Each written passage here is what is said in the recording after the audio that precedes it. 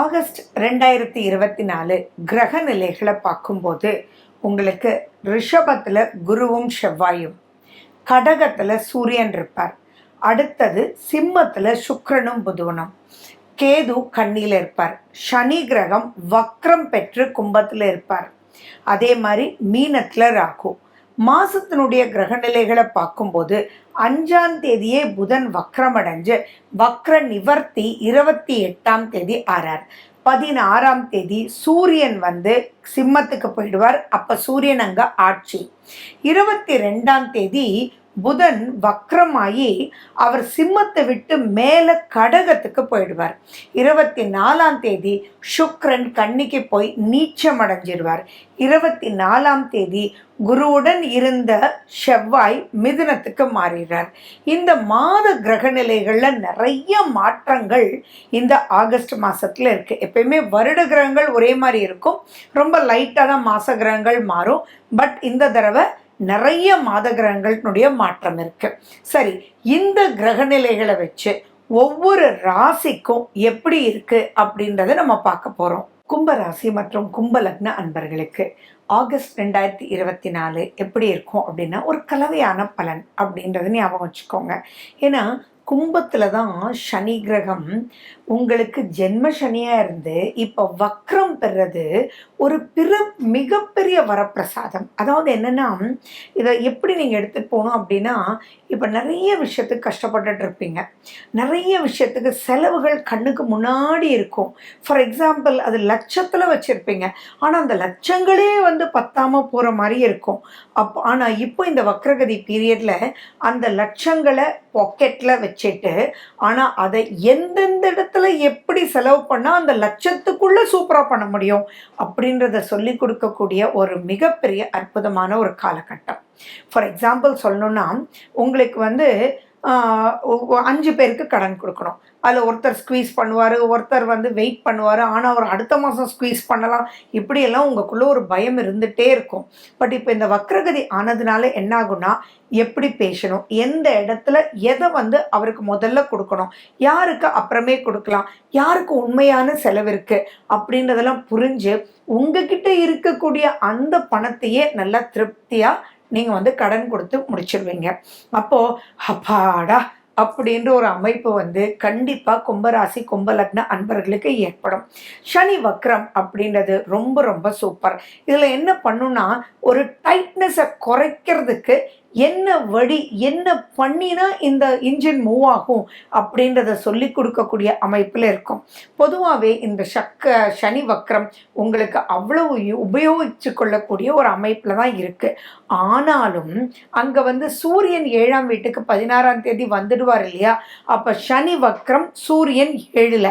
இந்த இடத்துல நீங்கள் கரெக்டாக உங்களுடைய லைஃப் பார்ட்னர், உங்களுடைய பிஸ்னஸ் பார்ட்னர், எங்கெல்லாம் பார்ட்னர் அப்படின்ற ஒரு வேலை வருதோ அந்த இடத்துலலாம் ரொம்ப ரொம்ப கேர்ஃபுல்லாக இருக்கணும். அதாவது உங்கள் பார்ட்னரை உங்களுக்கு மேனேஜ் பண்ண முடியாமல் வரக்கூடிய அமைப்புகள் இருக்குது. அது பெருசாக எடுத்துக்க வேண்டாம். ஃபார் எக்ஸாம்பிள், நீங்கள் ஏதோ ஒரு டீ வாங்கணும், அந்த டீ நீங்கள் ஆர்டர் பண்ண போகிறீங்க, அவங்க கொடுக்க போகிறாங்க, அவ்வளோதான். இதுதான் ஒரு ப்ராஜெக்ட்னு வச்சுக்கோங்களேன். அந்த இடத்துல கூட கவனம் சிதறதற்குண்டான வாய்ப்புகள் இருக்குது. அப்போ நீங்கள் கரெக்டாக உங்களுக்கு ஹாஃப் சுகர் சொல்லணும் அப்படின்றது ரொம்ப நல்லா தெரியும், ஆனால் அது சொல்லாமலே நீங்கள் போயிடுவீங்க. ஏன்னா இங்கே வேற ஒரு சிந்தனை, வேற ஒரு விஷயம் ஏற்படும். அப்போ அந்த இடத்துல வாயில் வச்சுட்டு, என்னப்பா இது சோ சொல்லலையா, குடிக்கிறதா வேண்டாமா, விட்டுடலாமா, டீ அப்படின்றத மட்டும் நீங்கள் நினைக்க வேண்டாம். நீங்கள் எதுவாக இருந்தாலும் இப்படி இருக்கும்போது டீன் போது வச்சுட்டு இன்னொரு டீ கூட வாங்கி குடிக்கலாம். ஆனால் எல்லா விஷயத்துலையும் அப்படி பண்ண முடியாது இல்லையா? அந்த இடத்துல எச்சரிக்கையாக இருக்கணும். இதுலேருந்து ஜெயிக்கிறது எப்படி அப்படின்னா, அதுலேயும் ஜெயிக்கலாம் கும்பராசி அன்பர்களே. ஏன் அப்படின்னா, உங்களுக்கு குருவும் செவ்வாயும் 4ஆம் வீட்டில் உட்கார்ந்துட்டுருக்கு. அப்படி இருக்கும்போது அங்கே தாயினுடைய ஆசீர்வாதம் பெரிய லெவலில் உங்களுக்கு ஒர்க் பண்ணும். தாய் அப்படின்னாலே அன்பு, அரவணைப்பு. என்னத்தான் தாய் யாரை திட்டினாலும் அவங்க 100% மனசார பாசிட்டிவான விஷயத்துக்கு தான் வேலை செய்வாங்க. ஒத்துக்கிறீங்க தானே? ஸோ அப்படிப்பட்ட தாய் ஸ்தானத்தில் குருவும் செவ்வாயும், உங்களுடைய 10ஆம் வீடு செவ்வாய், அந்த 10ஆம் வீட்டையே குருவும் செவ்வாயும் பார்க்குது. அப்போ இங்கே பிஸ்னஸ் அபிவிருத்தி ரொம்ப நல்லா இருக்கும், ஜாப் ரொம்ப நல்லா இருக்கும். ஆனால் நிறைய ஒர்க் இருக்கும், திரும்பி திரும்பி பண்ண வேண்டியதாக இருக்கும். ஆனாலும் அதுக்கெல்லாம் ஜெயிக்கிறதுக்கு உண்டான விஷயம் தாயினுடைய அரவணைப்பு. எந்த வயதினரெல்லாம் வேணா இருங்க, ஆனால் தாயிட்ட ஒரு ஆசீர்வாதம் வாங்கிட்டு போங்க. அந்த ஆசீர்வாதம் எல்லா விஷயத்தையுமே ஜெயிக்கக்கூடிய வகையில், உங்களுக்கு உதவக்கூடிய வகையில் இருக்குது. ஒரு உதாரணத்துக்கு சொல்லணுன்னா, நீங்கள் பேசிக்கிட்டே கார்லேருந்து இறங்கி டீ சாப்பிட்டு வரேம்மா தலை வலிக்குது அப்படின்னு சொல்லும்போதே உங்கள் அம்மா அங்கே இருந்தாங்கன்னா, டேடே ஹாஃப் ஷுகர்டா உனக்கு சொல்லிடுறா அப்படின்னு சொல்லுவாங்க. அப்படி இல்லைன்னா, இரு நான் போகிறேன் அப்படின்னு சொல்லிட்டு நீ ஃபோன் பேசிட்டு இரு அப்படின்னு இறங்கி போய் உங்களுக்கு வேண்டிய மாதிரி உங்களுக்கு வாங்கி கொடுப்பாங்க. சனி வக்கரமாறதுனால இப்போ தாய் வழி உங்களுக்கு கல்யாணம் ஆகிறது கூட வாய்ப்புகள் உண்டு. அதாவது அம்மா பார்த்து வச்ச வகையில், அம்மா சொல்கிற வகையில் உங்களுக்கு புரிதல் ஏற்பட்டு, உங்களுக்கும் அம்மாக்கும் நல்ல பாண்டேஜ் ஏற்பட்டு, அந்த பாண்டேஜினால் நிறைய ப்ளஸஸ் ஆகிறதுக்கு வாய்ப்புகள் இருக்குது. ஏன் தீராத பிரச்சனைகள் கூட உங்களுக்கு தீரும். ஸோ இங்கே நீங்கள் பண்ண வேண்டியதுன்னா தாயினுடன் ஆசீர்வாதம். சரி, அது எந்த அளவுக்கு அப்படின்னா, ஏதாவது ஒரு முக்கியமான விஷயத்த நீங்கள் சால்வ் பண்ண போகிறீங்கன்னு வச்சுக்கோங்களேன். ஃபார் எக்ஸாம்பிள், அம்மா அங்கே இல்லை அப்படின்னா கூட ஜஸ்ட் அம்மாவுக்கு ஒரு வாய்ஸ் மெசேஜ், அம்மா நான் இங்கே போகிறேம்மா, சூப்பராக நான் பண்ணிட்டு வரணும்னு நீ நினச்சிக்கோமா, ப்ளஸ் பண்ணுமா அப்படின்னு நீங்கள் கேட்கும்போது ஆட்டோமேட்டிக்காக அவங்க எங்கே இருந்தாலும் அவங்க குருவாக உங்களை ஆசீர்வதித்து போராட்டம்ன்ற ஒரு விஷயத்துலேருந்து வெளியில் கொண்டு வந்து தீரவே தீராதுன்னு சொல்லக்கூடிய விஷயங்கள் கூட இப்போ தீரும். அதே மாதிரி இப்போ 6ஆம் வீட்டில் சூரியன் வேற இருக்கார். அந்த இடத்துல நீங்கள் கொஞ்சம் எச்சரிக்கையாக இருக்கணும். அரசு வழியில் 16ஆம் தேதி வரைக்கும் ரொம்ப ரொம்ப எச்சரிக்கை. 16ஆம் தேதிக்கு பிறகும் 7ஆம் வீட்டில் சூரியன் அப்படின்றதுனால கொஞ்சம் கணவன் மனைவிக்குள்ள உறவுகளில் எச்சரிக்கையாக இருக்கணும். பார்ட்னர்ஷிப்பில் எச்சரிக்கையாக இருக்கணும். அதுவும் புதுமண தம்பதிகளாக இருந்தீங்கன்னா ரொம்ப ரொம்ப எச்சரிக்கையாக இருக்கணும். இப்போ தான் என்கேஜ்மெண்ட் ஆகிருக்கு, ஒருத்தர் புரிஞ்சிட்ருக்கீங்க அப்படின்னா கொஞ்சம் எச்சரிக்கையாக இருக்கணும். ஏன்னா 7ஆம் வீட்டில் சூரியன் அப்படின்றதும் அந்த சுக்கிரன் 24ஆம் தேதி வரைக்கும் உங்களுக்கு அங்கே தான் உட்கார்ந்துட்டுருக்கார். அப்போ 7ல் சூரியன் சுக்கிரன் நிறைய கதை எழுதலாமே, எல்லாமே உங்களை தப்பாக புரிஞ்சுக்குவாங்க. ஸோ அதனால் இந்த காலகட்டத்தில் உங்களுக்கு கல்யாணம் ஆகி 30 வயசு ஆகியிருந்தாலும் தயவு செஞ்சு புரிதல்ன்ற ஒரு விஷயத்துக்கு நடுவில் ஒருத்தரை வச்சு நீங்கள் வந்து பேசுங்க. தேவையில்லாமல் டக்கு டக்குன்னு பேசிட வேண்டாம், கோவத்தை தூண்டி விட்டுரும். ஸோ அந்த கோவமின்மை அப்படின்றது ரொம்ப ரொம்ப முக்கியன்றதும் ஞாபகம் வச்சுக்கோங்க. ஏன்னா சூரியன் 7ல் அப்படின்னாலே டென்ஷன், சனி வக்ரமாய் சூரியன் ரொம்ப டென்ஷன், அங்கே சுக்கிரனும் உட்கார்ந்துருக்கிறது ரொம்ப ரொம்ப டென்ஷன். அதுக்கப்புறம் சுக்கிரன் வந்து கேதுவோட போயிடுறாரு, அப்போ சுகம். நான் ஒன்று நினச்சேன், ஐஸ்கிரீம் சாப்பிட்டியான்னு கேட்பாருன்னு நினச்சேன். அத்தனை தடவை சொல்கிறேன் ஐஸ்கிரீம் நல்லா இருக்காங்க, இது இருக்குங்க அது இருக்குங்கன்னு, ஆனால் கொஞ்சம் கூட இவர் கேட்கவே மாட்டேன்றாரு அப்படின்னு கூட தவறுதலான புரிதல் ஏற்படுறதுக்கு உண்டான வாய்ப்பு இருக்கு. ஸோ இந்த புரிதல்ன்ற வார்த்தை லவ் அண்ட் ரிலேஷன்ஷிப்பில் இருக்கிறவங்க, கல்யாணம் ஆனவங்க யாராக இருந்தாலும் அந்த இடத்துல கொஞ்சம் எச்சரிக்கையாக மட்டும் இருந்துட்டீங்க அப்படின்னா மற்ற விஷயங்கள் எல்லாமே நல்ல நல்ல சாதகமாக இருக்குது.